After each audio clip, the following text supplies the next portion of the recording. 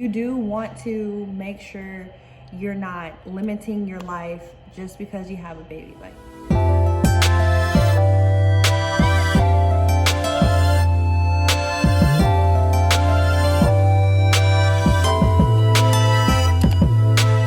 hey guys, welcome back to my channel. In today's video, I'm going to be kind of going over the top 6 things that I wish I knew before becoming a mom. I watched so many of these videos when I was pregnant because, you know, I just really wanted to be prepared. I'm such a planner type person. I kind of want to just get as much information as I can beforehand. These are the things that, after even looking at all the videos and getting all the knowledge from people that I know, or, you know, family members, this is the stuff that I still wish that I kind of would have had in my mind ahead of time. So hopefully this is helpful to somebody who's, you know, pregnant, about to have their first baby or whatever. But we're just gonna go ahead and get to them.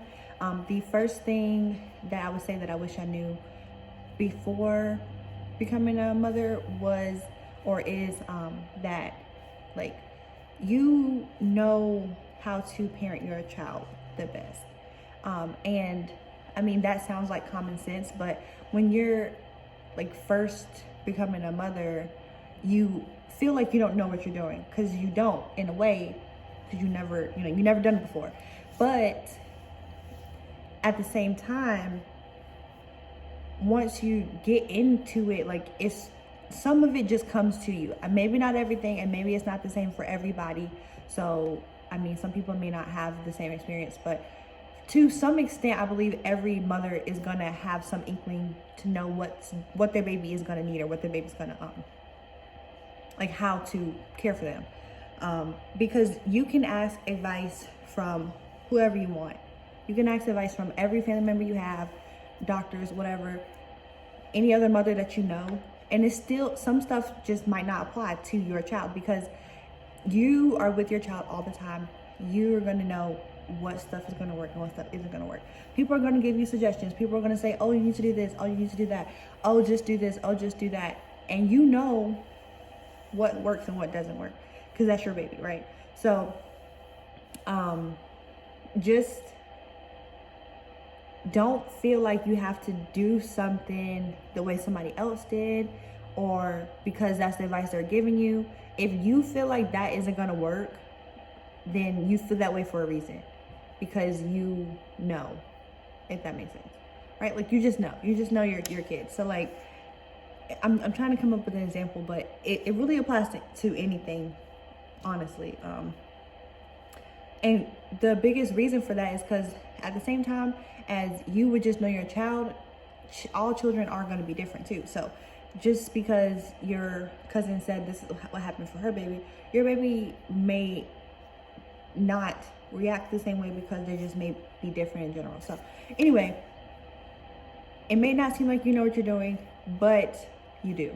So trust yourself and trust that you know what you're doing for your baby. And if you're really stuck or you're really having issues, I mean, try things that people suggest, but at the end of the day, you know what'll work and what won't work. So that would be my first thing.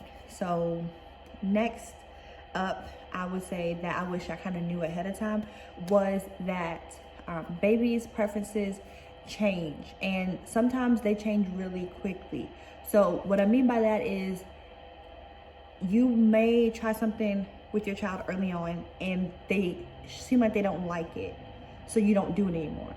But that's not necessarily the best way to treat that, because maybe they don't like it today, but maybe next month they will like it. So that's what I mean by the preferences change. So you kind of have to always be trying things, always be testing things to see what kind of will work best for you guys. For example, when Quinn was really small, 4 or 5 weeks old, she didn't really care for her swing. She just didn't really like it. She would get fussy in there. But we tried again around 3 months old, and then we figured out that she would tolerate it. And it was very helpful for us, because then we knew there was another way that we can, you know, soothe her, or that she can entertain herself with the swing. So things like that. And it can go both ways, as far as like somebody, their baby not liking something and then liking it later, or it also can go, you know, your baby liking something and then not liking it later. Another example would be, we started testing bottles with Quinn around 4 weeks old. I do breastfeed her, but we introduced bottles around 4 weeks, and she took to them pretty okay. But we didn't do a whole lot of bottles because the hassle was kind of just not worth it for me. But we would do like 1 or 2 a week, just so she would still take, you know, we would practice the whole drinking from a bottle. And then we got kind of lax with it and didn't give her one for a couple weeks, and that's where we messed up, because at that point her preference for a bottle had changed, and now she won't take one. So that's kind of what I mean by like their preferences change, and you kind of just have to go with it and flow with it, and, you know, just adapt to them in that way, because, you know, you want the days and, you know, the experiences that you have together to be good ones. So you have to keep trying things that appeal to them, and that work best for you as a, you know, family, you and your baby and your partner. So just because your baby didn't like the swing right away, don't sell it, don't give it away yet. Just give them a couple more tries, put them in there. You know, just keep trying with them. They may give it, they may not, but don't just say, oh, they don't like it, that they just don't like it, because it's not how that works. They learn as they get older. So the next one is gonna be, always check the essential needs first. And what I mean by that is, so let's say your baby is like really like in a mood and you don't know what's wrong with your baby. They're fussy and you're just like, I don't understand, I don't know what's wrong. Always check the, you know, the main essentials. So that's, are they wet? Are they dirty? Are they hungry? Are they sleepy? And that seems like common sense. It really seems like common sense, but you would be surprised at how much you don't check those things first when you're sleep deprived. There's like, you're overstimulated, you're tired, you know, things like that. Or even if you feel like, you know, they shouldn't be sleepy, they just woke up, or they shouldn't be hungry, they just ate. That's not always the case. So check those first, because there's been a lot of times where you're like, oh my gosh, what's wrong, baby? What's wrong? And then you, after 30 minutes, you're like checking their diaper and they were sitting in poop. And you were like, you never thought to check their diaper because you just changed their diaper. But they literally, it takes 2 minutes, like 2 seconds to poop. So that's like, just stuff like that will save you a lot of stress ahead of time, because you literally can just check those things off. And especially for hunger, because like I said before, I breastfeed, and I don't know if this applies to like formula fed babies, because I think you have to be a little more strict with how often they eat. But for breastfed babies, they kind of, you can't tell how much they're eating necessarily. So even if you just fed them an hour ago, you're thinking like you shouldn't be hungry for another hour, maybe they really didn't get a full feed and they're still hungry. So like those types of things you need to just check, because you just don't know. And then even if they just woke up from a nap 30 minutes ago, maybe they didn't sleep long enough and they're still tired. So just always check those first. It will save your life. It will save you a lot of stress.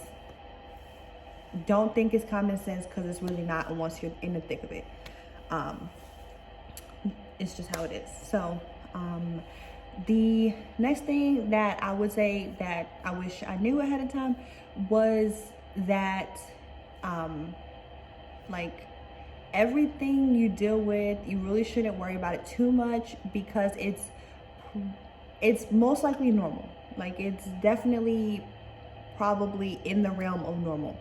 And the thing with that is, the realm of normal is really big. So what I mean by that is, like, take some of the stress off yourself about worrying about every little thing, because unless your baby is like bleeding or like literally, I mean, even if they're crying, it's probably normal too. Like it's normal for them just to cry a lot. It's just a lot of things that are normal. When Quinn was small at the hospital, she had jaundice, And that's not something that we even knew about beforehand. So we were thinking something was wrong with her. And the more we looked into it or talked to people that had kids, you know, they were like, yeah, we dealt with that. So once again, I'm sitting here stressing out, crying about my baby having jaundice when it's completely normal, you know?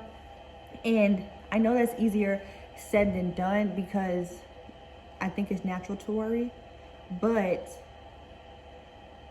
honestly, worrying isn't gonna help, and literally it's probably normal.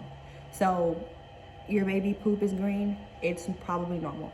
Your baby's poop is yellow, it's probably normal. Only thing that wouldn't be normal is blood, or like black or white, obviously. So, well, black is even normal in the beginning. So like there's a lot of things you just don't need to stress out about, unless like there's an issue with your baby breathing or anything blood related. Those are kind of things that you need to look out for, but things are normal.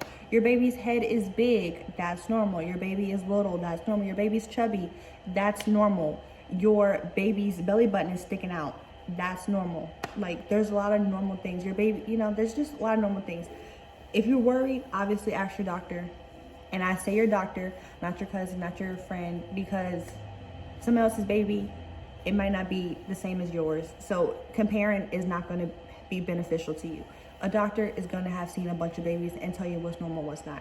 But majority of the time, it's going to be normal. Your baby's eating more all of a sudden, normal. Your baby's eating less all of a sudden, normal.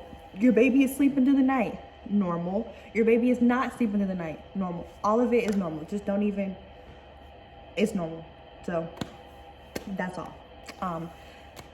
The next thing that I wish I would have known, or yeah, wish I would have known ahead of time, was to try to add the baby into your life versus put yourself into your baby's life. So like basically don't adjust everything around your baby. You should try to fit your baby into what you already were doing, because that is going to make you unsettled if you're not doing things that you're normally used to doing just because you have a baby. And a big one for a lot of people would be going out, like trying to go out, or maybe you don't go out, but people that go, or just being able to go somewhere in general. Going somewhere in general now with the baby is a lot more daunting. It's a big task. You have to have a lot of things to take a child out. So while it's easy to just not, you should still try to incorporate them into your life and still take them out. So if you go for hikes, that's what you like to do, try to take your baby on hikes. Maybe they'll like it, you know, I mean, try to include them. If you like to work out in your house, like Chandler is he has like a home gym in our garage. And one thing that was helpful for us, and you know, instead of him working out while I taking care of the baby, if I needed a break, I can sit the baby in there with, like, in her rocker in there with him. So she likes it. She likes to watch him work out. So that's the way to incorporate her into our life. So instead of trying to always work around her, fitting her into what we're already doing. That is the way to make you not feel like you're just absorbed completely into your child. So if you go for brunch on the weekends, maybe, okay, Chandler, you don't do that. Stop trying to fake for the camera. Chandler, stop. So yeah, if you you know, go for brunch on the weekends, you know, take your baby once in a while. If you treat yourself to coffee every Friday morning, take your baby once in a while. I'm not saying to not have time for yourself, because you do need time for yourself separate from your child, and that is really important too.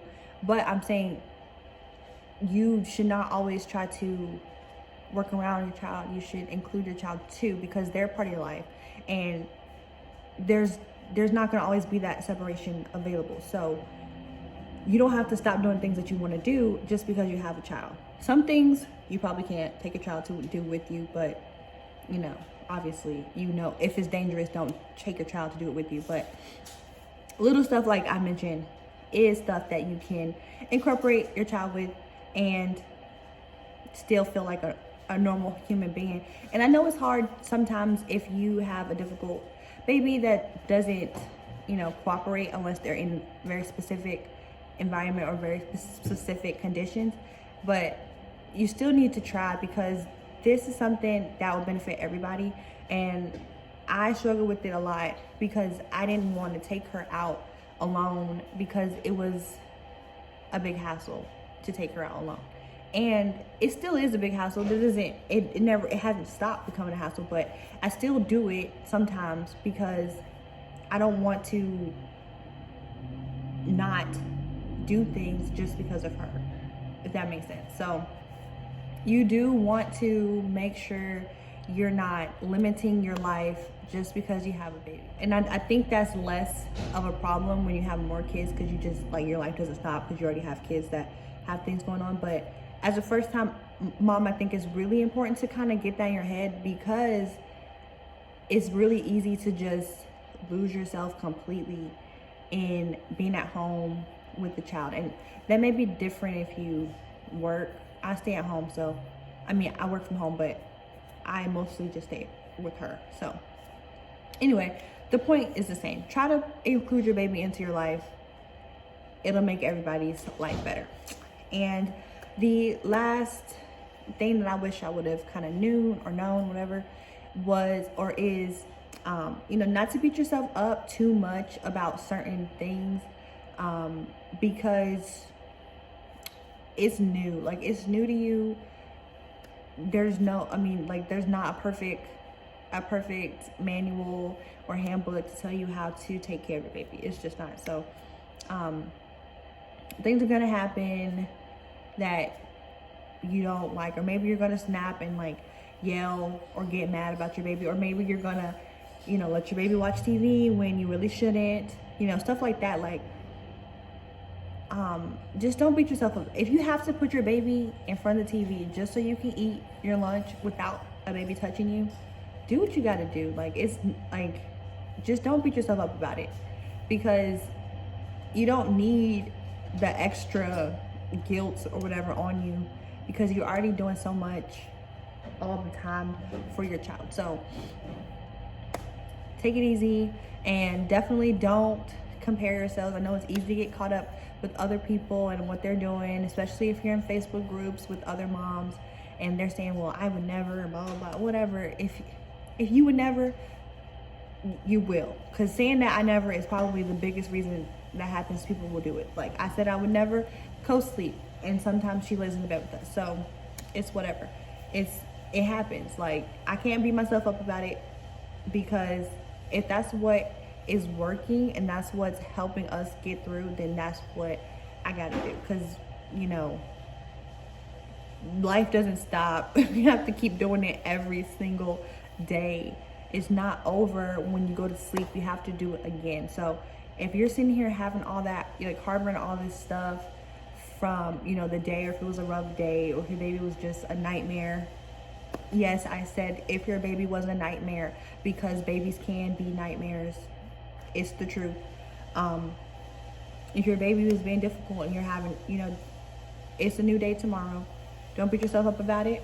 If you didn't handle it well, you got another chance to try again tomorrow. So that's basically the thing. A lot of this applies towards, you know, the male partner too.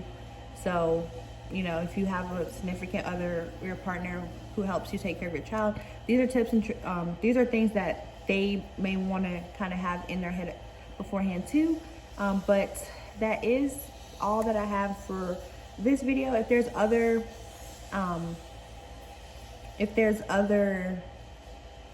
things that, you know, you wish you would have known as before you became a mother or a caregiver to a child, then you can drop those below as well. Definitely like to hear other people's opinions, because not one person knows everything, and there's a lot of things that you just don't know until you get to it. So go ahead and drop your advice in the comments as well, and I will see you guys in the next video.